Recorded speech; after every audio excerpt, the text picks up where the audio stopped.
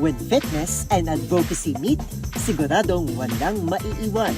Hinihikayat ng Department of Health ang publiko na makiisa sa isang espesyal na TB3 Generation Fun Run, bitbit ang advokasya para ipalaganap ang kaalaman at wakasan ng banta ng tuberculosis sa bansa. May 3 itong kategorya, 1, 3 at 5 kilometers, kung saan ang top 3 finishers ng bawat distance category ay magkakamit ng tumataginting na 3,000 piso, 2,000 piso at 1,000 piso. Gaganapin ang aktibidad sa March 21, araw ng Sabado, na babagtasin ang bahagi ng Arca South sa Taguig. Maliban sa fun run, tampok rin ang libreng TB at HIV services para sa lahat ng kalahok. Sa mga nais sumali, pwedeng iscan ang kanilang QR code na nakalagay sa promotional poster at magparehisto on-site sa mismong race day sa ganap na alas 3:30 ng madaling araw. Paalala ng DOH, ugaling magpasuri, magpagamot at magpatipi todo para protektado.